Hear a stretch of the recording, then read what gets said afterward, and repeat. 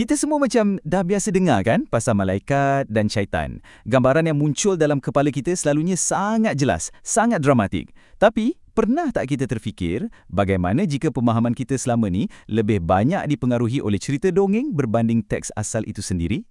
Okey, jom kita bedah siasat soalan ni.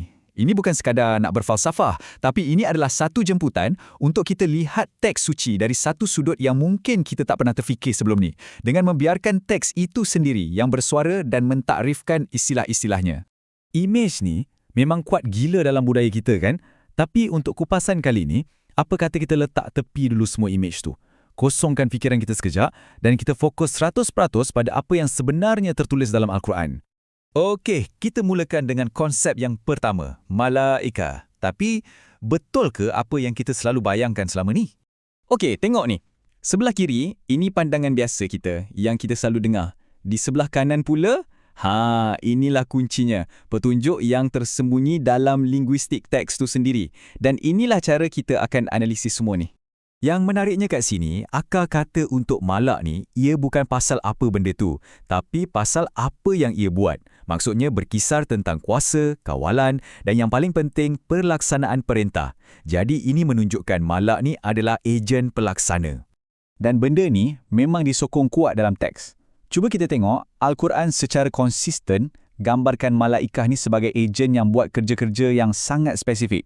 Mereka ni utusan, penjaga, pencatat, pelaksana, semuanya adalah peranan yang berfungsi, bukan sekadar makhluk kayangan.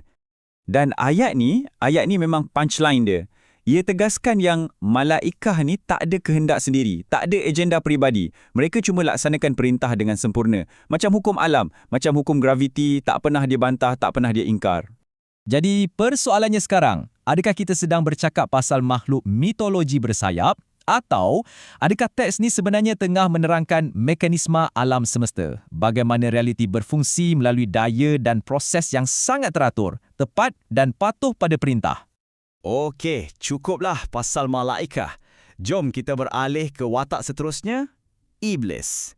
Dan kat sini, ceritanya jadi lagi menarik dan mungkin sedikit kontroversi. Dengar betul-betul apa Iblis cakap ni. Dia tak kata, sebab aku pilih untuk sesat. Tak, dia kata aghwaytani, kerana kau yang pesongkan aku. Wow, dia tuju terus kepada Tuhan. Ini mencabar semua naratif biasa yang kita dengar pasal penderhakaan. Jom kita pecahkan babak ni. 1, ada perintah. 2, ada penolakan. 3, Iblis buat permintaan. Dan 4, yang ni yang ramai terlepas pandang. Tuhan terus bagi apa dia minta. Macam tu je, tanpa soal. Pelik kan? Kenapa begitu mudah? Ini petunjuk yang sangat besar. Jadi perkataan aghwatani ni puncanya pasal menyebabkan simpangan. Iblis seolah-olah cakap, ini kerja aku. Ini fungsi yang dah ditetapkan untuk aku. Dan Tuhan tak nafikan pun. Tuhan tak kata, jangan salahkan aku. Tak. Dia cuma perkenankan permintaan Iblis. Jadi, fikirkan balik. Adakah ini betul-betul kisah penderhakaan? Atau ini sebenarnya macam satu sesi temuduga di mana Iblis terangkan job scope dia sebagai ejen penghasut dan terus dapat kerja tu. Perspektif yang sangat berbeza kan? Okey, so kita ada malaikah sebagai pelaksana dan Iblis sebagai pembangkang. Macam mana semua ini boleh masuk akal? Mungkin sebab kita salah faham kategori asasnya selama ni. Mungkin teks ni bukan cerita pasal spesies, tapi pasal fungsi. Perkataan jin tu sendiri puncanya dari JNN yang bermaksud tersembunyi atau terlindung. Jadi, apa kata kalau jin tu bukan nama satu spesies tapi satu description.